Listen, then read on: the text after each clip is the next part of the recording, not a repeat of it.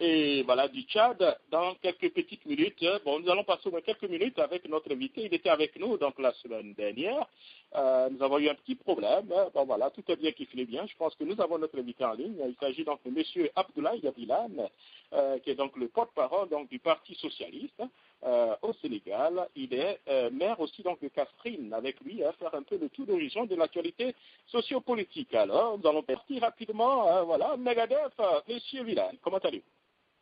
Je vais bien, mon cher ami, et je voudrais commencer par présenter mes excuses à nos frères et sœurs africains, aux amis de l'Afrique, qui la dernière fois étaient avec nous au rendez-vous, mais comme vous le savez, j'ai eu un malaise pendant que nous parlions, et vite fait, donc les amis se sont occupés de moi, et ben, comme vous pouvez le percevoir à travers ma voix, je suis d'attaque. Je pense que c'est passé, c'était passager. Bon, voilà, je vous salue et vous prends mes excuses. La dernière fois, donc, nous n'avons pas pu achever nos échanges. Eh bien, je me remets à vos dispositions.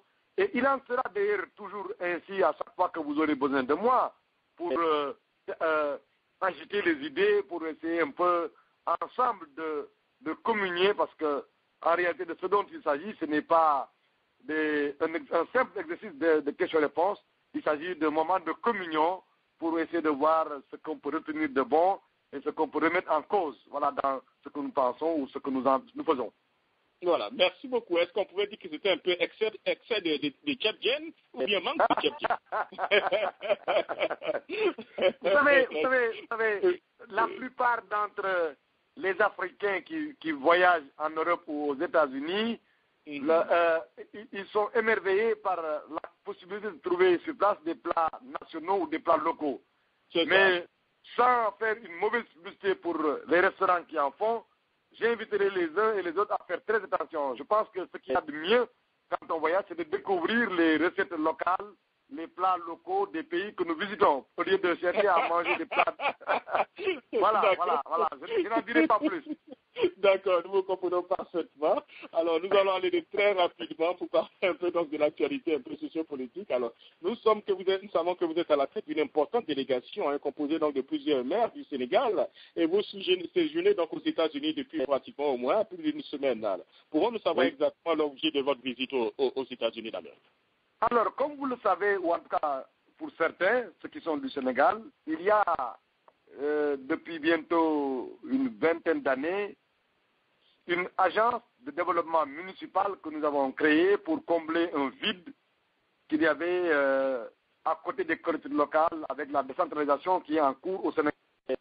Bien évidemment, j'aurai l'occasion de revenir avec vous sur la nécessité d'évaluer, de faire un bilan d'étape par rapport à notre politique de décentralisation, mais ce que je veux dire, c'est que l'agence de développement municipal est un bras technique, une institution qui accompagne dans la conception, dans le déroulement, dans même l'ajustement municipal, c'est-à-dire l'audit des municipalités, la rénovation, l'adaptation aux exigences du développement local durable.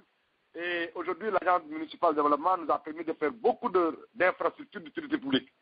Et dans la situation actuelle et en tenant compte des nouvelles réformes que nous allons mettre en œuvre pour approfondir notre politique de décentralisation, augmenter les pouvoirs et les compétences dévolues aux collectivités locales, ainsi que les ressources qui doivent pouvoir leur permettre de répondre à leur mission et à leur vocation, nous explorons la possibilité de faire en sorte que le privé local puisse s'ouvrir au privé international et ensuite voir des mécanismes de finance, de garantie.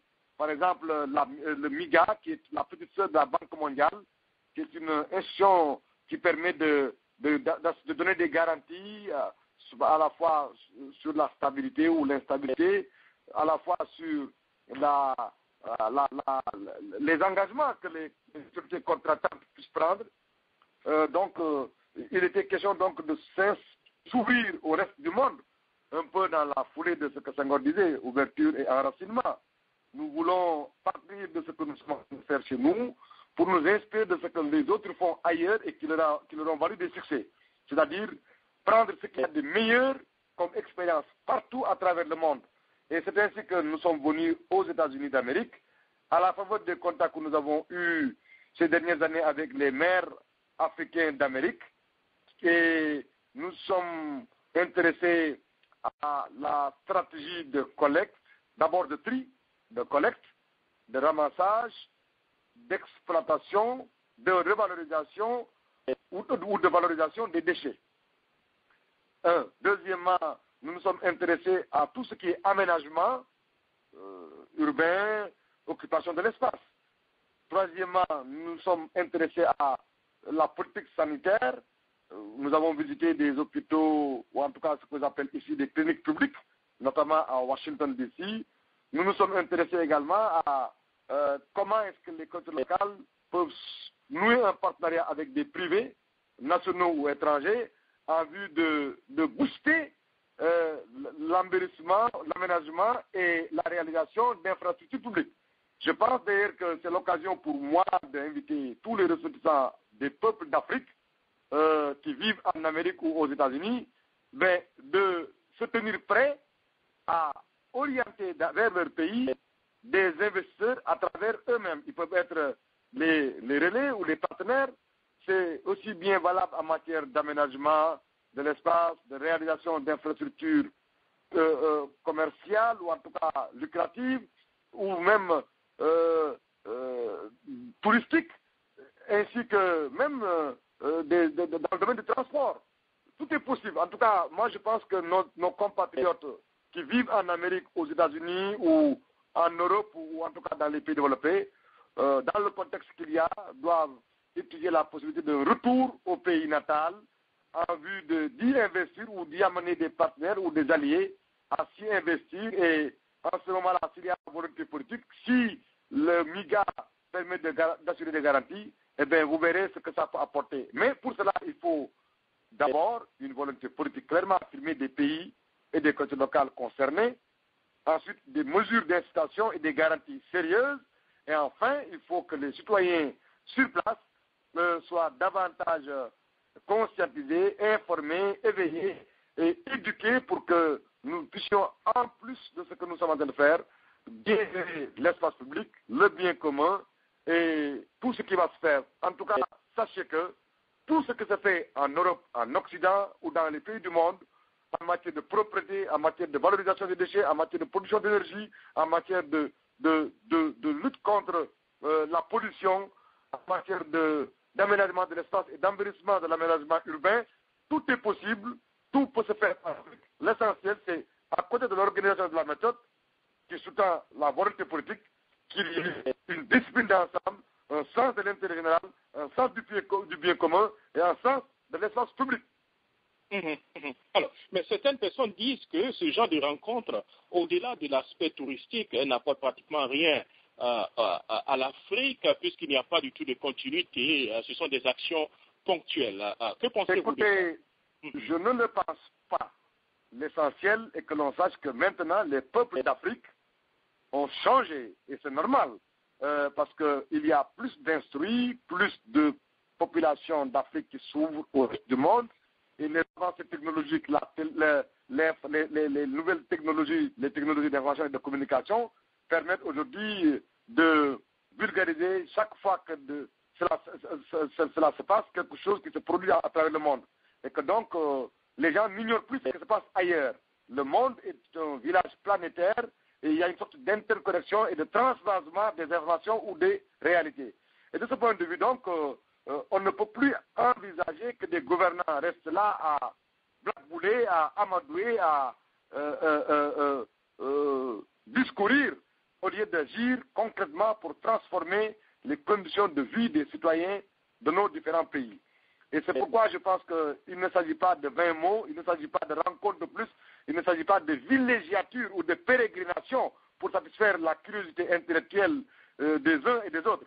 Il s'agit d'aller s'inspirer de ce qui se fait ailleurs et de rencontrer les ressortissants de son pays pour discuter avec eux et pour leur dire qu'il y a une volonté politique. Et laisser le soin maintenant aux ambassadeurs, aux missions diplomatiques et consulaires, l'essentiel du travail pour organiser nos ressortissants, pour assurer le suivi au plan local avec les investisseurs intéressants dont nos pays les intéressent. Et ensuite, au niveau local, il faut s'investir et lancer des choses. Par exemple, je donne un exemple concret. Les autoroutes à péage, on peut en faire dans nos pays. Les métros, les trains qui vont intégrer l'ensemble des pays d'Afrique, on peut les mettre en œuvre chez nous. Si nous avons de l'espace, et je pense que les pays africains sont encore de vastes champs d'intervention où on peut marquer l'histoire en faisant quelque chose pour les générations futures. L'homme politique, le meilleur en tout cas, le plus révolutionnaire, n'a pas pour vocation de régler les problèmes de son vivant. Il doit être, puisque la politique est un moyen de tracer des destins, l'homme politique doit être un accoucheur de destins. En d'autres termes, nous devons travailler pour les générations futures, ne pas nous soucier du gain, du salaire, de ce qu'on gagne dans le court terme, dans le moyen terme, mais travailler pour l'histoire, pour que l'histoire travaille pour nous. Je donne l'exemple de Marx Luther King. Il a théorisé, il a fait des discours, mais en son temps, personne n'y croyait. Aujourd'hui, l'exemple que je donne pour rappeler un peu ce que Martin Luther King faisait, mais c'était un peu dans la prophétie. Donner une réponse actuelle, d'alors, à une question ultérieure. C'est ce que Mandela dit. Mandela disait quand il était en prison et quand il sortait fraîchement de prison aux jeunes Sud-Africains, you should go back to school. Vous devez aller à l'école, apprendre à entreprendre, apprendre à connaître. Et vous dites que ce que l'esprit ou l'intelligence du blanc permet de faire, mais l'esprit et l'intelligence du nègre permettent de faire plus et mieux, si vous le voulez. Parce que if you want, you can succeed because you'll try. Et c'est ça que nous voulons que aujourd'hui, à partir de nos voyages, et en échangeant avec vous, Jacques, que ceux qui nous écoutent sachent que, une nouvelle génération d'hommes politiques est en train de voir le jour, est en train de prendre en charge le destin de notre continent partout à travers l'Afrique. Et c'est pourquoi il ne faut pas rester là à les regarder. Si la politique est un art et un atout de pédagogie. C'est pourquoi lorsque vous êtes dans un pays ou au lieu d'un pays qui vous a donné la patrie, l'éducation, la formation, et que vous avez accès à d'autres expériences qui se font ailleurs, vous ne devez pas laisser les choses à la politique. La politique est une activité tellement sérieuse parce que ça concerne le destin de nos pays et de notre terroir qu'il faut que ceux qui savent, ceux qui peuvent, ceux qui entreprennent utilement et positivement, s'en saisissent ou s'y intéressent. Autrement dit, j'invite les cadres africains, l'élite africaine qui est déjà éparpillée à travers le monde, à s'intéresser à la politique. Et si nous le faisons, il ne s'agira, nos voyages-là ne seront pas que de simples déplacements de villégiature ou de pérégrination ou de voyages touristiques. Et en ce moment-là, il y aura une opinion publique et une conscience citoyenne qui nous amène à avoir de la suite, un esprit de suite. Je donne un exemple concret de Dakar à Bamako. Désormais, il va y avoir ce qu'on appelle le corridor Dakar-Bamako. Tenez-vous bien, il y a beaucoup d'accidents dans nos pays parce que nos routes ne sont pas adaptées. Au lieu de faire des autoroutes, on crée des pistes et c'est l'occasion pour certains gouvernants véreux de détourner de l'argent et de s'enrichir.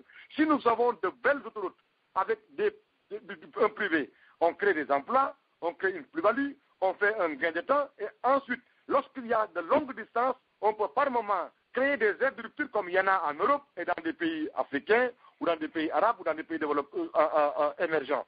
Ensuite, tout cela autour de ces aires de rupture, mais il y a d'autres activités, que ce soit l'agriculture, l'élevage, l'industrie de transformation, etc., etc. Et ça, ce n'est pas un État de le faire.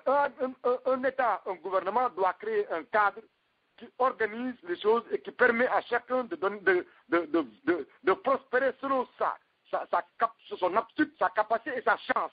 Et à ce moment-là, l'État régule les choses.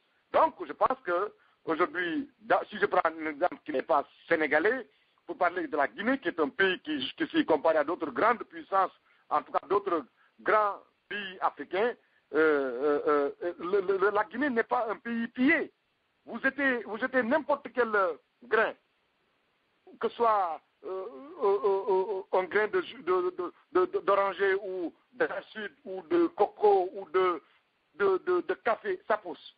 Alors, je pense que si les Africains, et surtout le secteur privé africain, reste dans sa frilosité, on va toujours avoir l'impression qu'on fait appel aux aux Arabes, qu'on fait appel aux Chinois, qu'on fait appel aux Américains ou aux Français, et après ils vont se poser des problèmes, ou à un moment donné ils vont vouloir monter les populations africaines contre ces peuples-là. Ce n'est pas normal, ce n'est pas juste. Prenons notre destin en main. Arrêtons d'aller investir, d'acheter des villas, des maisons, des palais en Europe ou aux États-Unis d'Amérique ou dans le reste du monde. Investissons en Afrique, car l'Afrique ne sera que ce que les Africains en feront. Sinon, demain, l'Afrique sera ce que les autres peuples vont en faire, eh bien, ce sera au détriment des peuples d'Afrique autochtones. D'accord, je reviendrai à ce thème à ce que vous avez dit tout à l'heure, demandant aux Africains d'aller investir en Afrique. Je vais vous poser une question tout à l'heure. Mais en tant que maire de Kaffrine, le département de Kaffrine, qui compte à peine 30 000 habitants, hein, qu'est-ce que réellement votre visite aux États-Unis apportera certainement à votre région? Alors, quand vous venez aux États-Unis, vous voyez de petits animaux là qu'on appelle, qui ressemblent à une chauve-souris ou une souris. On ne les touche pas. C'est des animaux. Les écureuils. Alors dès que j'ai mis le pied aux États-Unis, je me suis cru comme à Kaffrine. Chez nous, à Kaffrine, on les appelle Khojoch. Khojoch, si vous voulez l'écrire à partir de l'alphabet français, vous mettrez un K, H, O, D, J, O, K, H. Khojoch. Alors, le Khojoch est différent du Djihar. Djihar, c'est D-I-A, H-A-R, Djihar. Le Djihar, c'est le cousin de l'écureuil, mais il ne monte pas sur les arbres, alors que l'écureuil monte sur les arbres.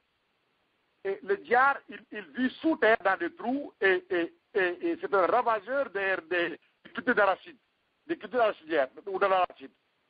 Alors, quand je vois ça, et que je me rends compte que ma région de Kaffrine, mon département de Kaffrine, ma ville de Kaffrine, sont essentiellement rurales, agricoles. On y cultive l'arachide et le mil. Et il y a également des arbres fruitiers, ou des arbres qui peuvent permettre de fabriquer, de produire du parfum. Donc, si je vois ce qui se fait ici, que ce soit pour l'agriculture arachidière, que ce soit pour le mil, qui peut même produire du café, on peut faire du mil, on peut faire du café à partir du mil. On peut faire toutes sortes de farines à partir du mil, plus le maïs. Mais je ne peux pas m'inspirer de ce que se fait ici. Que ce soit pour la culture saisonnière, provenant donc de la saison de la pluie, des pluies, ou que ce soit de l'agriculture irriguée.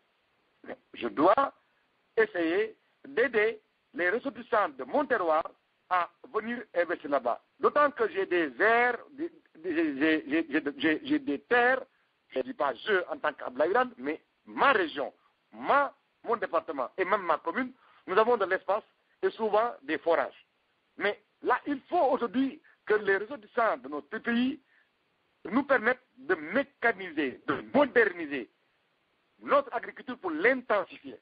J'entends par agriculture, non pas l'activité agricole, mais au sens large de la notion d'agriculture, incluant l'élevage, etc., etc. Lorsque l'agriculture marche, maintenant vous me demanderez où est-ce qu'on va écouler, comment est-ce qu'on va écouler, mais il y a les unités de transformation des produits agricoles ou industriels, des petites et moyennes industries. L'arachide peut permettre de faire du chocolat, etc.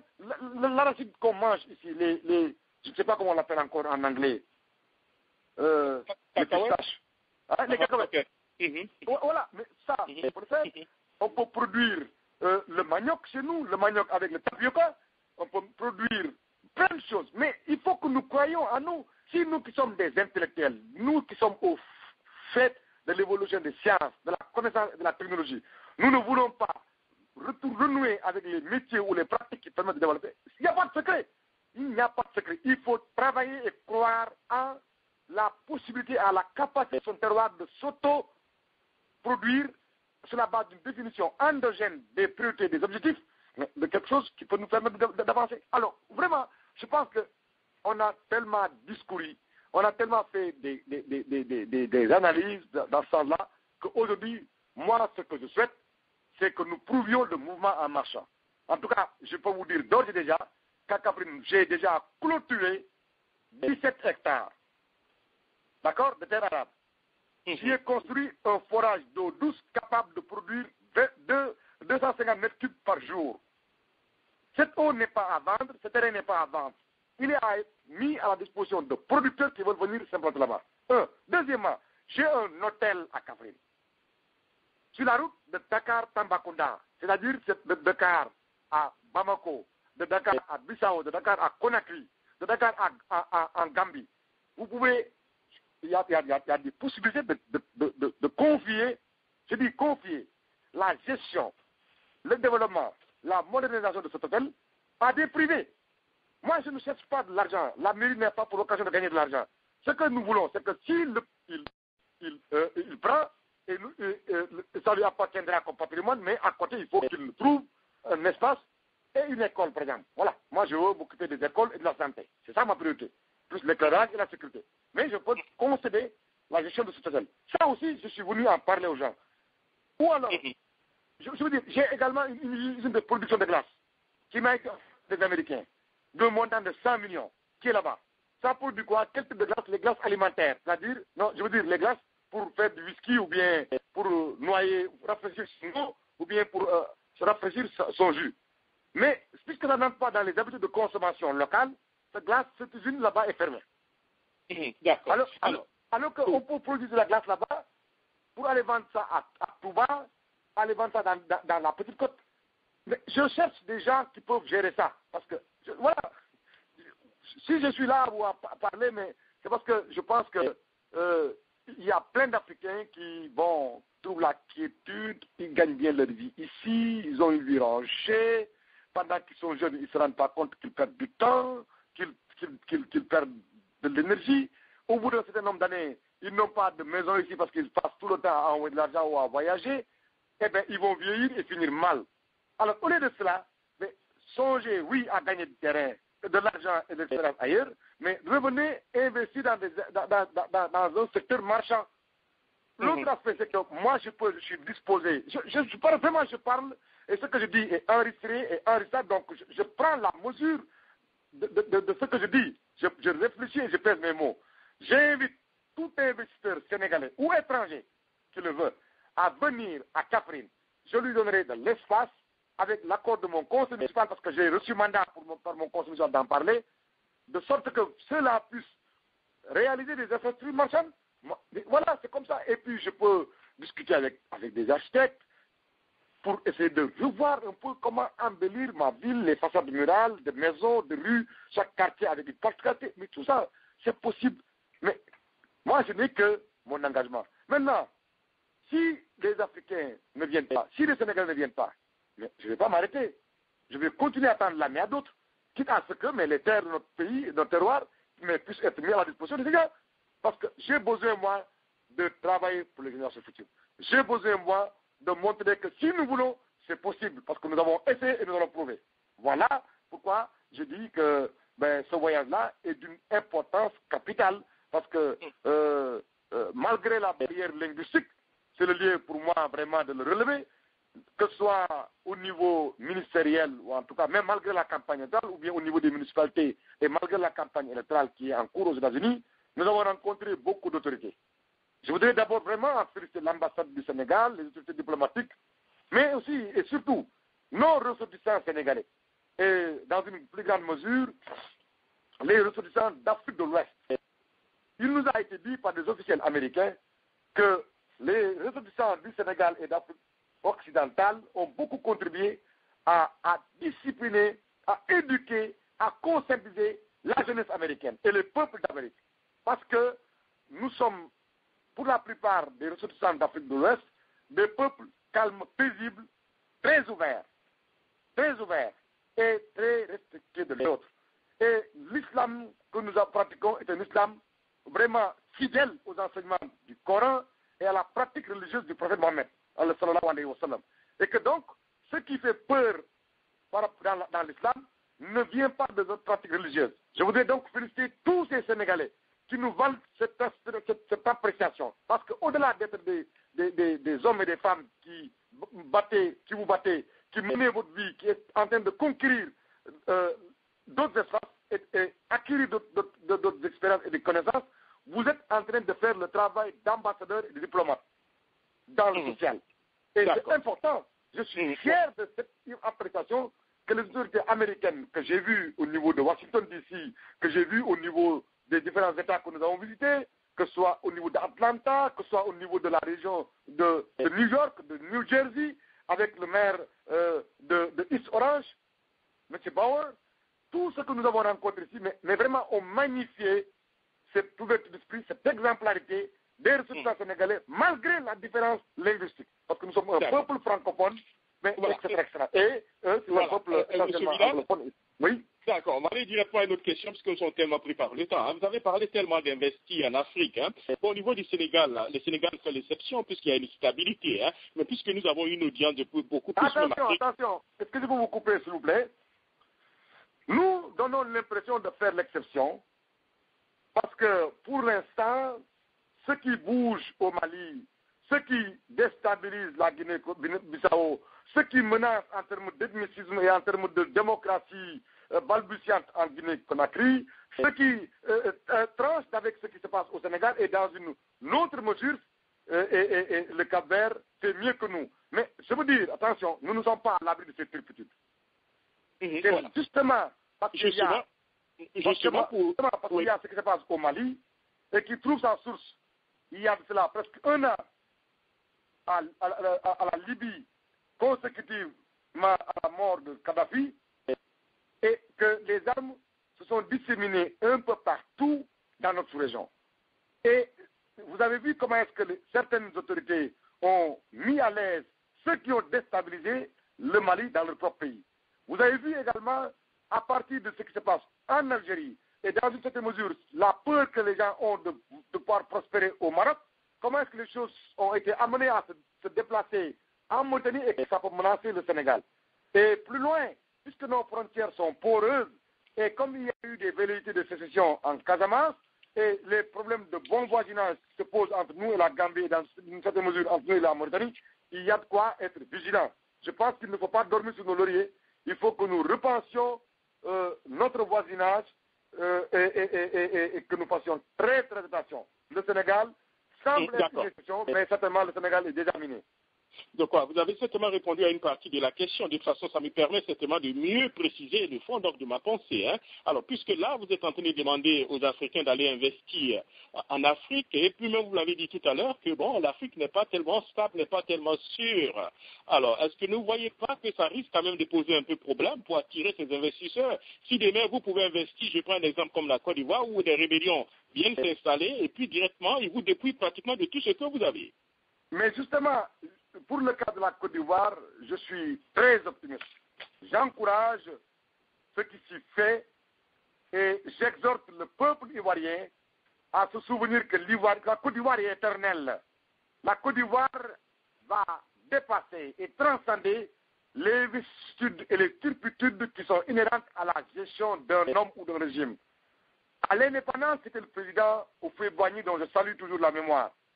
Après, il y a eu l'épisode des présidents Gueye et Gbagbo. Aujourd'hui, c'est le président Alassane Ouattara qui est au responsabilité et à qui je souhaite plein succès, même si par ailleurs, lui, c'est un libéral et moi, je me veux socialiste. Mais un socialiste lucide, je me veux. Je voudrais que le peuple de Côte d'Ivoire comprenne que les hommes passent et le peuple reste, les institutions restent. La Côte d'Ivoire racontera l'histoire de Houphouët-Boigny, la Côte d'Ivoire racontera l'histoire de Gbagbo ou de ses camarades de parti, comme la Côte d'Ivoire racontera, qu'on le veuille ou pas, un jour l'histoire de Alassane Ouattara. Et de ce point de vue, regardez ce qui se passe dans des pays comme ici aux États-Unis, quand vous allez voir le monument dédié au fondateur, au rédacteur de la Constitution américaine. Vous voyez? Les présidents qui sont venus après eux, à part quelques immeubles qui portent le nom de Reagan ou de je ne sais quel autre président, mais ils continuent à magnifier l'œuvre des pères fondateurs. Même d'autres qui n'ont pas été parmi les pères fondateurs, mais qui ont été des promoteurs d'idées, des éducateurs, des meneurs d'hommes, des leaders d'opinion comme l'auteur de I Have a Dream, Martin Luther King. Donc, moi je pense que je ne suis pas inquiet pour ces problèmes d'adversité politique ou les problèmes de rébellion qu'il y a eu. Ça va se juguler, ça ne peut pas continuer. Et l'extraordinaire mobilisation qui est en cours de préparation au Mali devra être fait pour aider la Côte d'Ivoire à pacifier l'espace ivoirien. Il le faut. Il ne faut pas y avoir deux poids et deux mesures. de la même manière qu'ils ont aidé à liquider, comme Ouad ils ont été amenés à liquider. D'accord. Vous avez parlé du Mali tout à l'heure. Alors, quel est votre point de vue par rapport un peu à la position malienne? Est-ce que il est préférable que la CEDEAO intervienne actuellement au Mali ou bien donner beaucoup plus la possibilité aux Maliens d'intervenir? Je ne vais pas être long sur cette question. Ce qui est important, c'est ce que le peuple du Mali veut, souhaite, demande, attend de la communauté internationale.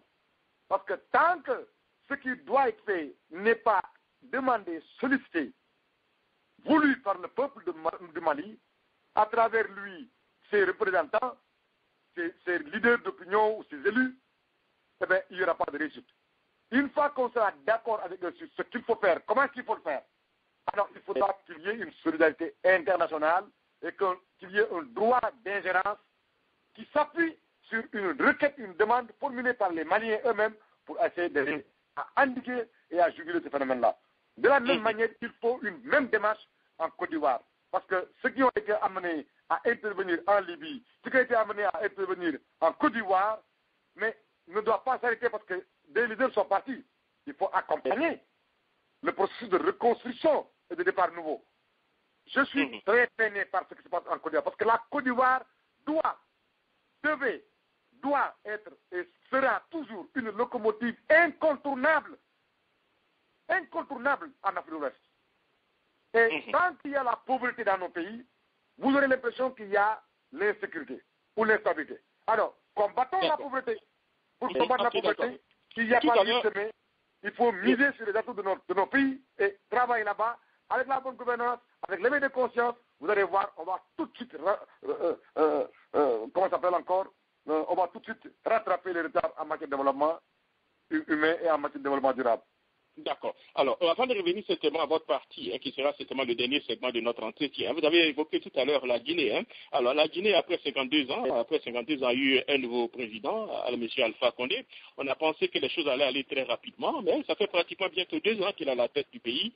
Il n'y a pas encore une élection législative. On a l'impression que c'est un peu la dictature qui est encore installée un peu en Guinée. Quelle est certainement votre lecture de la situation? Vous savez, je suis un homme politique qui est aujourd'hui à l'étranger, et ça fait donc plus d'une semaine que je n'ai pas participé aux réunions de nos instances. Je veux que ceux qui m'écoutent soient très indulgents avec moi. Deuxièmement, le bon voisinage, les rapports que l'on a avec ses voisins immédiats, des rapports très délicats. Vous voudrez bien me permettre également d'implorer encore votre indulgence.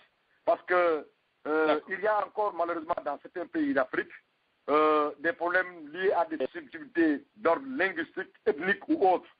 Et c'est pourquoi il faut faire très attention. En tout cas, ce que je veux dire et que l'histoire ne démentira pas, c'est que le président Condé est arrivé au pouvoir un peu âgé après de longues années de lutte. Il faut donc que ce que je demande également pour le président Ouattara soit demandé pour le président guinéen. Pour moi, les élections sont une parenthèse dans la respiration démocratique. Une fois qu'il y a élection, qu'il y a un président qui est élu, il faudrait que chacun restant dans ses convictions, nous tous nous mettions en ordre de bataille pour l'intérêt national et l'intérêt général. Je pense que compte tenu de son âge et compte tenu des valeurs et des idées pour lesquelles il s'est battu jusqu'à maintenant, le président Condé va devoir manœuvrer délicatement, aider en cela par les pays amis, les pays limitrophes, et aider en cela par l'international socialiste. Nous allons faire tout pour que la Guinée soit inextricable à la démocratie, à la bonne gouvernance et à la transparence. Mais le tout en préservant l'unité nationale, l'intangibilité des frontières, mais également la cohésion nationale. Parce que sans sérénité, sans discipline, il ne peut pas y avoir de gouvernance progressiste. D'accord. Alors, tout à l'heure, vous aviez dit que vous étiez donc un socialiste lucide. Pourquoi lucide?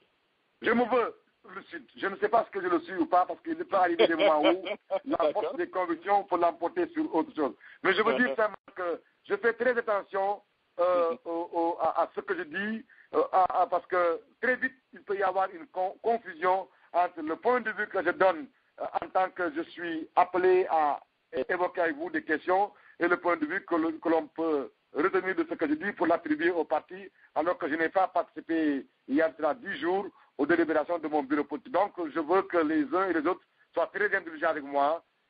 Si je vous donne l'impression de n'être pas très courageux dans le débat d'idées, ce n'est pas parce que j'ai peur. Et en tout cas, pour revenir un peu à la situation que vous aviez soulevée sur la Côte d'Ivoire, la Guinée et globalement en Afrique, je vais rappeler une phrase du président Diouf. D'ailleurs, mes amis et cousins ivoiriens aiment bien parler comme ça, mais nous disons la même chose sans utiliser les mêmes mots. Le président Diouf disait que c'est le difficile qui est le chemin. L'essentiel, c'est de l'emprunter et d'avoir le courage de le pratiquer, ce chemin-là. D'accord. Merci beaucoup à M. Villane. Alors, nous allons parler maintenant un peu donc de la politique au Sénégal. Vous êtes le porte-parole du Parti socialiste un peu sénégalais. Est-ce que c'est un peu trop, à l'évident, besoin pour dire que votre parti traverse des moments assez difficiles? On parle certainement de remous au sein de votre formation politique, avec un peu l'affaire Malik Noël Sek qui actuellement empoisonne un peu l'activité de votre parti. Oui. Vous savez, dans ces questions que l'on évoque concernant les partis, il y a plusieurs choses et souvent il y a beaucoup d'amalgame et de confusion. Si les uns et les autres pensent que l'élection du président Macky Sall, qui est né après l'indépendance du Sénégal et qui a eu un parcours exceptionnel, parce qu'en 8 ans ou 9 ans ou 10 ans, il a gravé tous les échelons en devenant directeur général de société, ministre, maire, ministre d'État, Premier ministre, puis président de l'association et président de la République, après des élections démocratiques, et que donc lui devait consacrer le début de l'alternance générationnelle. Mais l'alternance générationnelle, ça ne se proclame pas, ça se conquiert. J'invite les uns et les autres, plus jeunes que l'actuelle classe politique, s'ils veulent occuper des responsabilités, ils n'ont qu'à s'engager, avoir le courage de vivre ce que les hommes politiques engagés dans les partis politiques et notamment dans leurs bases respectives, dans leurs terroirs respectifs, font. Au lieu de rester en Europe et de se comporter en des intellectuels du clavier et du dimanche pour essayer de combattre le stress, se défouler sur les hommes politiques qui s'engagent et qui restent droits dans leurs bottes, mais confrontés aux problèmes quotidiens de nos concitoyens. Vraiment, c'est ça que je voulais d'abord dire, parce qu'on nous parle d'alternance générationnelle, on nous parle de déficit de démocratie. Or, en matière de démocratie interne, je me demande si en Afrique, il y a un parti qui en fait autant que le Parti socialiste. Premièrement, le Parti socialiste n'est pas un parti de X, Y, Z. Ça n'appartient ni à Ousmane Tanor Dieng, ni à Abdoulaye Wilane, encore moins à Aminata Mbengue Ndiaye. C'est un parti dont nous sommes dépositaires et qui a été fondé par un homme qui est aujourd'hui à l'au-delà, Senghor et ses compagnons. Il a été dirigé pendant 19 ans par un homme qui s'appelle Abdou Diouf et tout le monde sait qu'aujourd'hui, il a tourné la page de la politique en termes de militantisme actif sur le terrain à partir de son pays. Et aujourd'hui, nous sommes aux responsabilités. Qu'est-ce que notre camarade secrétaire général nous a fait? Rien. Souvenez-vous, en 2000, c'était le directeur de cabinet tout puissant, je veux dire ministre d'État, ministre des Affaires et service présidentiel du président de la République, Abdou Diouf. C'était une position ingrate, mais une position avantageuse. Il avait un carnet d'adresse, il a encore un carnet d'adresse qui aurait permis à Ousmane Tanor Dieng de voyager, de se comporter en consultant international et depuis de mener sa vie comme il le voulait. Mais il ne l'a pas fait, il est resté au service du parti pendant 12 ans avec nous. Devenu candidat en 2007, à la faveur d'un appel à candidature, il était le seul. Ceux qui laissaient miroiter, laissaient penser qu'il pouvait être candidat, n'ont pas osé poser les actes. Il a été candidat, il a été recalé parce que les élections ont été ce qu'ils ont été en 2007. 2012, il est candidat, comme tout le monde le sait, et il n'a pas été élu, mais il a respecté ce qu'il avait dit, à savoir, sur la base des conclusions de notre parti, des décisions de notre bureau politique, nous avons reposé nos voix sur Macky Sall pour faire partir Abdoulaye Wade. Nous avons décidé de nouer un partenariat avec Macky Sall et d'autres dans le cadre de coalition Benno Bokk Yakaar. Nous avons été aux élections législatives, nous nous sommes retrouvés avec 20 députés, dont 16 élus à partir de différents terroirs. C'est-à-dire que c'est notre représentativité qui nous a permis d'avoir 16 députés. Les 4 sur la base de notre quota, de notre pourcentage, en additionnant nos voix à nous tous. Et puis, il n'a pas siégé à l'Assemblée, il a donné son poste à plus jeune que lui. Il est en train de prouver le mouvement en marche sans beaucoup de bruit. C'est un acte politique majeur qu'il a posé. Il n'y a pas 2 partis comme le Parti socialiste au Sénégal. Maintenant, ceux qui veulent que nous changions, oui, nous le disons qu'il y a un réel besoin de changement, mais pas un changement dans la querelle et dans la dispute. Nous savons ce qui nous engage, nous tous, c'est ce que le parti décide à l'issue de ses délibérations. Et à chaque fois qu'on élit quelqu'un, comme dirigeant du parti, comme candidat du parti, ça se fait à la base. Sur 108 coordinations, 104. Dans chaque coordination, il y a 200 électeurs qui se retrouvent et qui font un vote à bulletin secret. Mais dites-moi le parti qui fait ça. Il n'y en a pas, à part le PS. Ensuite, nous nous retrouvons tous les mercredis, de 16h à X heures, pour débattre de l'analyse de la situation politique nationale africaine, des problèmes qui peuvent se profiler à l'horizon ou qui se profilent à l'horizon. Qui le fait? Et nous sortons chaque fois une déclaration et nous sortons un compte rendu qui est destiné au parti. La déclaration est destinée à l'opinion. Nous nous prononçons sur toutes les questions de société, nationale comme internationale. Mais quel est le parti qui le fait? Maintenant qu'un énergumène soit manipulé, et monsieur Jacques, je demande à vos auditeurs de taper sur Google Malick Noël Seck, Stade Marcouri, Charles Blé Boudé. Vous allez voir ce que Malick Noël Seck, qui prétendait combattre le Conseil constitutionnel sénégalais, qui est allé en prison, a dit sur la situation en Côte d'Ivoire, et il l'a fait et dit cela à l'insu du Parti socialiste. Je n'étais pas au courant. Je rappelle que moi-même qui vous parle, lorsque Tanordien avait félicité Gbagbo et considéré qu'il était bien élu, j'avais pris la parole en tant que porte-parole pour dire que le secrétaire général du Parti socialiste qu'il est ne parlait pas au nom du Parti socialiste, il ne rendait pas compte des délibérations du parti, il parlait pour lui-même et à son personnel, à raison de considérations que moi j'ignorais. Alors, par la suite, je me rends compte que malgré le combat que nous avons mené pour le sortir de prison, il était dans une incohérence incommensurable. Je me suis senti trahi par ce garçon. Mais quand on est un gamin trop pressé, mal éduqué, mal élevé, et qui se permet de dire que dans son parti, il y a des passe-droits ou des droits de cuissage, ça veut dire qu'il y a des homosexuels ou des femmes de mœurs légères et des hommes de mœurs légères.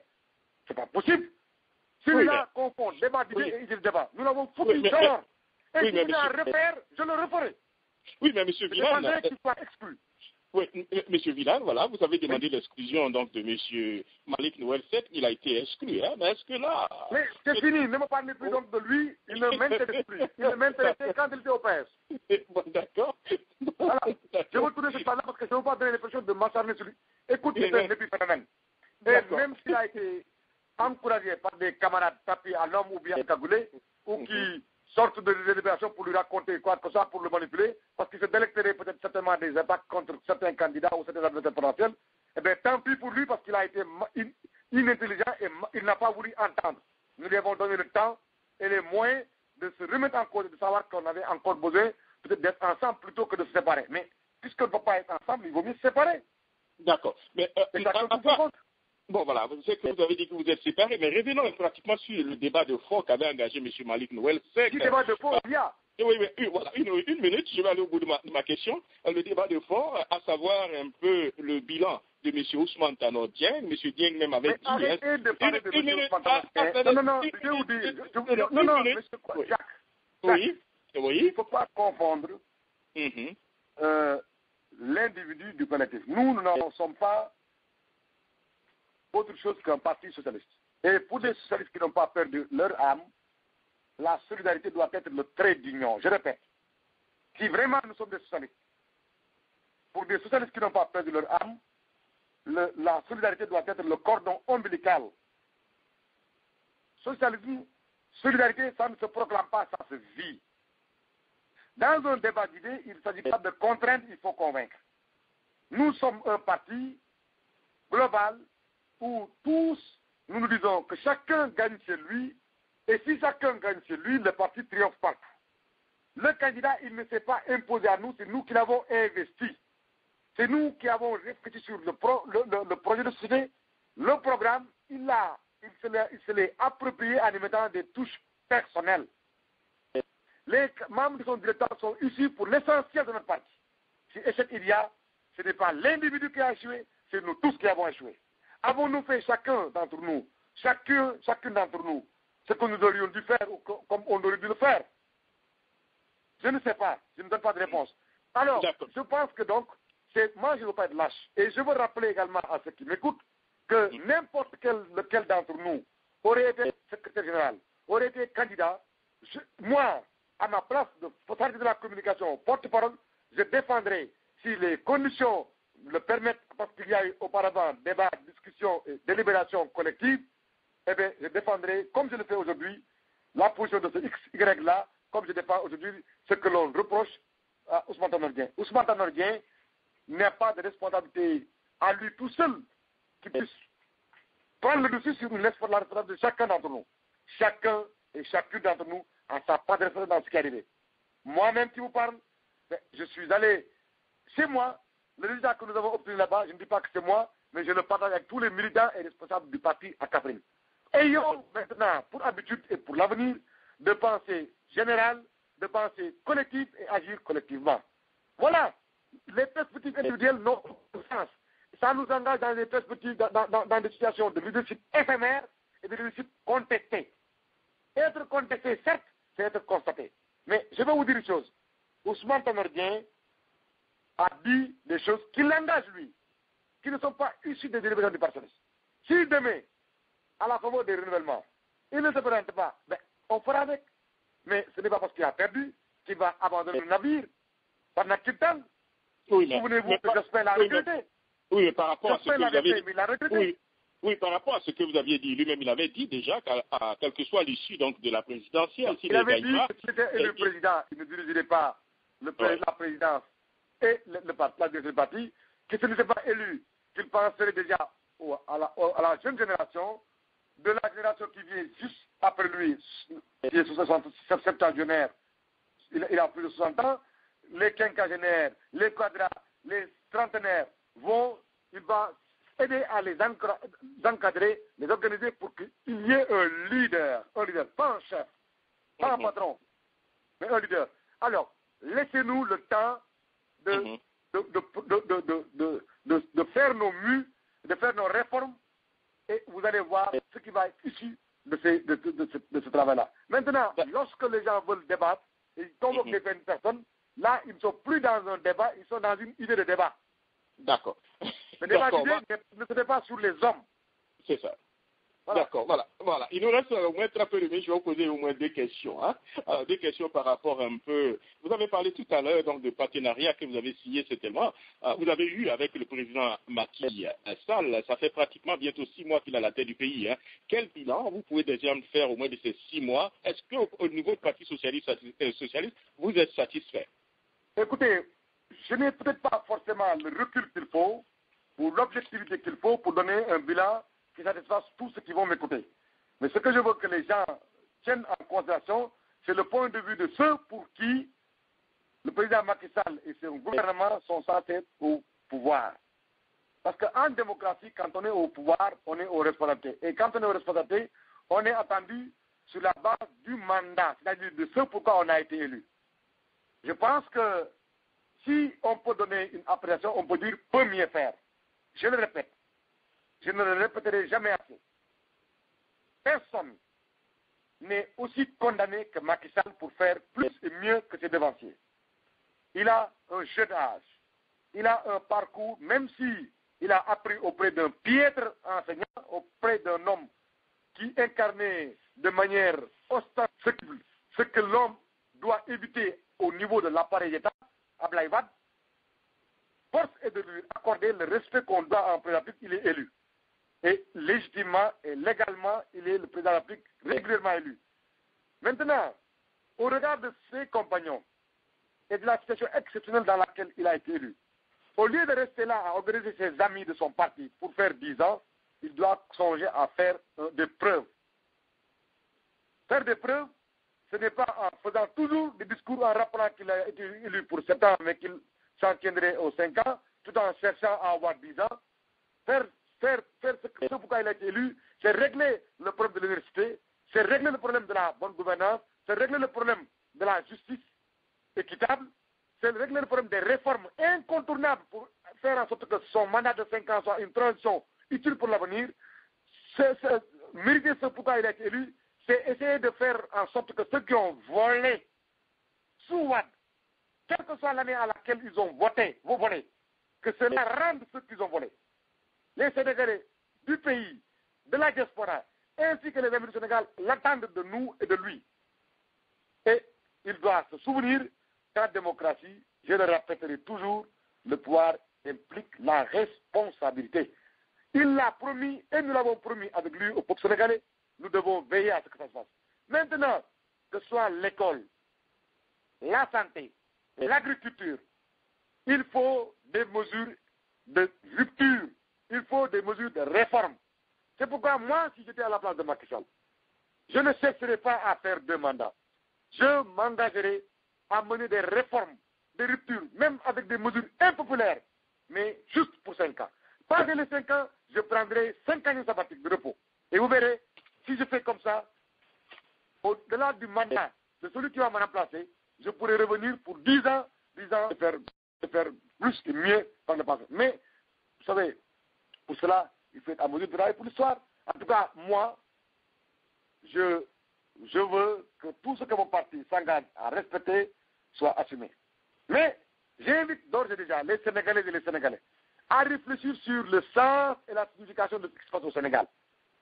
Si le Parti socialiste n'avait pas été affaibli par l'élection de Wade et la transhumance et autres phénomènes de dissidence, si on arrête les querelles intestines qu'on nous instruit ou qu'on nous suscite, si nous avons resté ensemble, unis, si nous avons fait les mesures de correction, les réformes, les rénovations incontournables, en restant unis, si nous avons animé notre parti, en allant à la rencontre du pays réel, mais de manière unie et solidaire, je ne dis pas dans 5 ans, mais en 2014 déjà, nous amorcerons la marche du grand retour socialiste pour un pays qui doit revenir sur les rampes de lancement qu'il n'aurait dû jamais quitter. Mais qu'il a quitté parce que simplement, on a hésité, on a souvent eu peur d'être seul. Vous savez, quand on a peur d'être seul,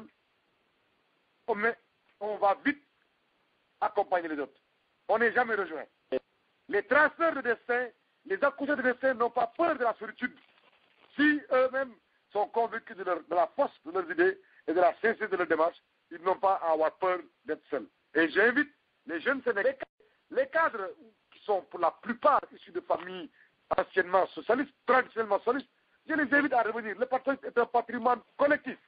Arrêtez de vous focaliser sur des individus ou sur des détails. Merci, les gens M. qui se focalisent sur des détails ou sur des personnes. Merci, M. Villal. Il nous reste 3 petites minutes. Alors, un petit mot sur pratiquement sur l'augmentation de la taille du gouvernement. Est-ce que vous êtes favorable à cela? Vous savez, moi, je dis, je vais être loyal. Le président a été élu pour appliquer sa politique. Tant qu'il ne dévierait pas de l'essentiel, de la voie fondamentale, laissons-lui la liberté de jouir de ce que la Constitution lui donne comme courage, comme pouvoir, pour nous donner cette satisfaction. L'essentiel, c'est le résultat. L'appellation ministre importe peu. Vous savez, un président peut passer son temps à bouffer les fonds politiques qu'on lui donne, 7 milliards ou 60 milliards, avec même 10 ministres, alors qu'il bouffe l'argent comme il veut, alors qu'il détourne l'argent. C'est pas ça le problème. Ça, c'est des détails. Est-ce qu'il est déterminé à aller en sens premier au Sénégalais? Si oui, qu'il y aille, et au bout du compte, on évalue là. Si c'est bon, on applaudit. Si c'est pas bon, mais on lui donne un coup de pied voilà, là où ça fait le plus mal. D'accord. Alors, mais encore une fois, merci beaucoup, M. Villan. C'était d'abord, on avait promis 30 minutes, on a fait 1 heure, mais on avait l'impression que c'était 2 petites minutes. Hein. Alors, je vous donne les 10 dernières minutes. Vraiment. Voilà. Votre mot de fin, rapidement, je vous donne au moins 2 minutes pour vous adresser donc à la diaspora sénégalaise et africaine qui vous écoute. Hein. Mais, Niafoué, Côte d'Ivoire, je vous félicite pour ce qui s'est passé au Sénégal. Vous avez prouvé à tout le monde que le sport ne supporte pas la tricherie ou le mensonge, et que le plus fort prend toujours le dessus. Voilà, et bon vent, et à vous la coupe, parce que vous la devez au peuple de Côte d'Ivoire, qui amorce un départ nouveau et à qui il faut accorder beaucoup de respect, beaucoup de considération, mais en essayant de penser les plaies, les blessures, mais ça ne peut se faire de manière durable et efficace que lorsqu'il y a la capacité d'oubli et de pardon, parce que de toutes les façons, c'est toi contre moi, mais c'est moi contre toi. Donc finalement, c'est moi contre moi. Alors, ensemble, pour une Côte d'Ivoire debout et déterminée à relever les défis de son destin. Mais cela est valable pour tous les peuples d'Afrique. Cela est valable pour tous les peuples de notre sous-région. Je voudrais, en ayant cette pensée pour la Côte d'Ivoire, penser à mes frères de la Guinée, du Niger, du Nigeria, du Burkina Faso, de la Guinée-Conakry, de la Gambie. Tous ensemble, prenons ensemble le destin de nos pays, de nos peuples. Nous devons cela parce que nous avons la chance d'être instruits, d'être au courant de ce qui se fait dans le monde c'est à nous de prouver, de montrer la voie en prouvant le mouvement en marchant. Cela dit, je voudrais dire également à mes compatriotes du Sénégal que nous étions là pour les collectivités locales, pour le pays, mais nous étions là pour vous. Nous allons repartir bientôt en espérant que vous allez vous préparer à participer à ce qui se fait. Ce que je souhaite, c'est que chacun et chacune d'entre vous soit en bonne santé, que ses parents et sa famille soient en bonne santé, et que la fête de Tabaski qui s'approche dans quelques jours soit une fête vraiment où vous allez communier avec tous ceux qui sont des voisins, des amis, compte tenu de l'appartenance religieuse ou ethnique, et ensemble fêter les choses, mais en respectant les pays et les peuples dans lesquels vous vivez. Et si vous le faites ainsi, vous prouverez que les peuples et les pays qui vous accueillent ont les raisons d'être fiers de vous. Et à mes amis de la radio et aux auditeurs, je dis par anticipation, je ne sais pas ce que je serai en vie jusqu'à la fin de l'année 2012. En tout cas, puisque l'année nouvelle vient après Tabaski, je profite de Tabaski pour vous dire bonne année, Deveneti. Merci beaucoup, monsieur Milan. Ça a été un très bon débat. Et voilà. Et merci. Au revoir. Hein. Portez-vous bien. Au revoir. Merci bien. Merci. Comme tu as peur. Il n'y a rien. Tu vois, il n'y a rien. Voilà. Merci. Ciao, Jacques.